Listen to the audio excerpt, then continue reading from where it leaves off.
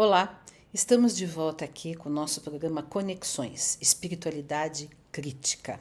E saudamos a todos que estão nos acompanhando aqui no canal da Associação Brasileira de Pedagogia Espírita e no canal do Paz e Bem. Então, hoje nós vamos discutir um pouco sobre essa questão, uma questão intrigante. Por que será que as religiões traem os seus próprios valores? Ou melhor, os religiosos traem os valores mais profundos, mais elevados, mais belos das suas próprias religiões. As religiões todas mandam amar ao próximo, ter compaixão, misericórdia, perdão, exercitar uma vida de virtudes, de desprendimento. Isto é geral. Se vocês pegarem o hinduísmo, o budismo, o cristianismo, o islamismo, as religiões afro-indígenas, todas as religiões, com variações na ênfase de uma ou outra virtude, as religiões ensinam virtudes. É verdade que também se misturam a esses ensinos de bondade, de fraternidade, de elevação, de paz, também se misturam, às vezes, ideias de intolerância, de salvacionismo exclusivista, de opressão. Então, há muitas vezes um caldeirão, né, que é preciso filtrar, mas que quando a gente filtra e vê aquilo que é a essência e vê aquelas personalidades, personagens, lideranças que exercitaram alguma coisa de muito importante na humanidade, um Buda, um Cristo, um Confúcio, que trouxeram, de fato, um exemplo de virtude, de elevação, de retidão, né? Então, nós podemos chegar à conclusão que aquilo que é o ouro, aquilo que é o bom das religiões, aquilo que é a essência das religiões, está permeado em todas as tradições espirituais do planeta. E, no entanto, é nas religiões, é por causa das religiões, é através das religiões que muitas vezes se estabelecem os piores domínios, que se estabelecem os piores vícios, né? Quantas pessoas se acobertam do manto religioso para dominar, para explorar, para abusar, enfim, para guerrear, né? Enfim, tudo aquilo que contraria os princípios mais fundamentais e mais legítimos da sua própria religião. E por que isso? Esse é um mistério que nós vamos procurar aqui apalpar brevemente, e há muitas hipóteses possíveis, teríamos que recorrer, e não é o caso aqui, análises psicanalíticas, análises marxistas, há tantas abordagens que podem nos fazer chegar perto desse papel tantas vezes nefasto que a religião exerce, mas que contraria as próprias indicações, os próprios caminhos, as próprias jornadas que as religiões propõem como melhoria do ser humano e da humanidade. Eu quero lembrar aqui, em primeiro lugar, um livro muito interessante que se chama As Duas Fontes da Moral e da Religião, do filósofo francês Henri Bergson.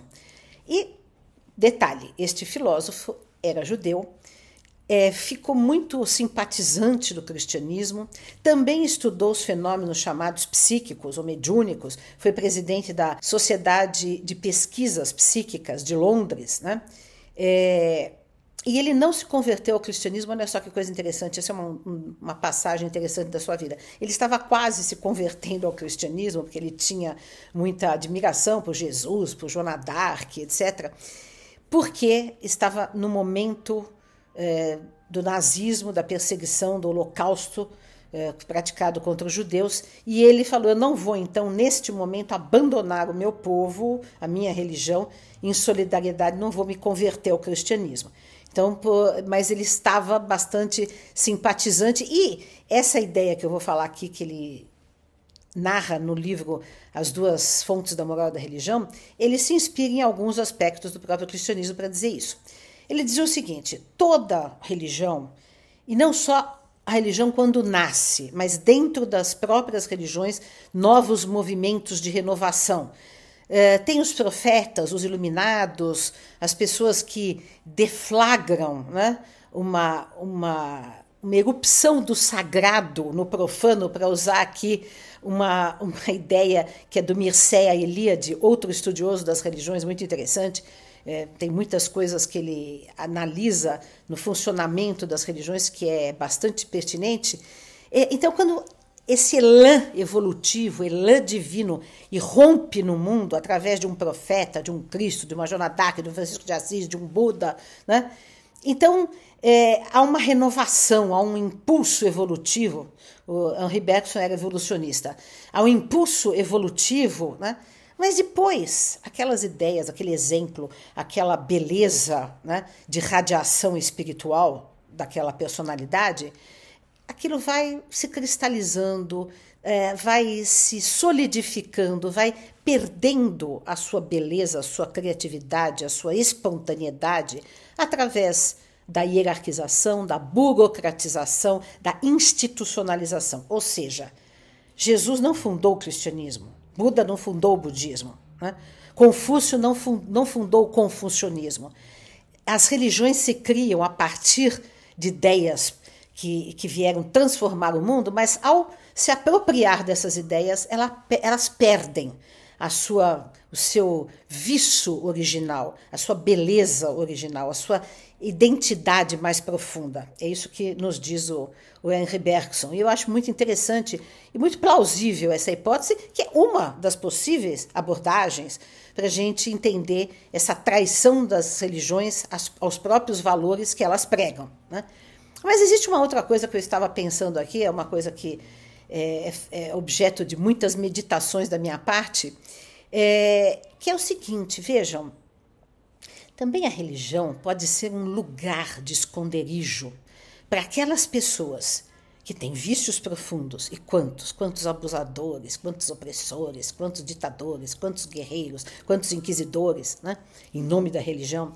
Aqueles que têm vícios profundos, mas que vestem a capa da religião para se ocultar, para mais facilmente poderem praticar os seus abusos, as suas opressões, sob o manto aparentemente virtuoso da religião, ou de ser um religioso, né? Então, é interessante se observar isso, porque o que há de quantidade de médiuns espíritas, de padres católicos, de pastores protestantes, de gurus de todas as tradições, que são abusadores, que são opressores, e recentemente tivemos tantas denúncias, né? A cada mês surge uma denúncia diferente de alguém e é uma verdadeira praga, inclusive, na Igreja Católica, né, que o Papa está tentando combater os abusos sexuais de criança, de adolescente, dentro da própria Igreja, realizado por religiosos, né? Então, vejam, o que significa isso? É que muitas vezes a religião é o lugar de esconderijo, é o lugar de disfarce para os abusos, né? Então é por isso que nós precisamos, nas religiões, deshierarquizar, desinstitucionalizar e, sobretudo, também acabar com o patriarcado, porque, em geral, todos esses abusos, essas opressões todas que eu estou enumerando aqui, em geral, 99% são realizados por homens, né? Porque os homens que exercem esse poder religioso. Recentemente estava assistindo um documentário sobre o Papa, que eu adoro, né, Francisco, eu gosto muito dele, e estava fazendo uma reunião entre vários líderes religiosos do planeta, só homens. Se tinha uma mulher, era muito. Então, de fato, também essa questão do poder se alia ao patriarcado. Então, nós precisamos desconstruir tudo isso e resgatar uma espiritualidade espontânea, deshierarquizada, igualitária, que recorra aos valores legítimos e profundos das próprias religiões. Um cristão tem que ser compassivo, tem que ser igualitário. Um budista, idem, e assim todas as outras religiões.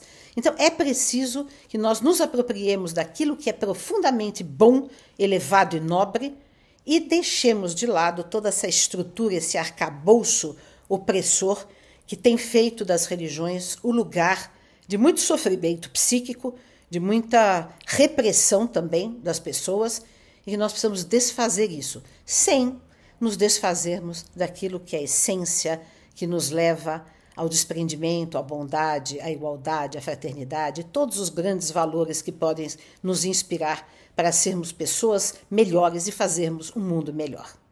Ficamos por aqui. Não se esqueçam que aqui embaixo está o link do artigo que eu escrevi sobre esse mesmo assunto no jornal GGN. Um grande abraço a todos e todas.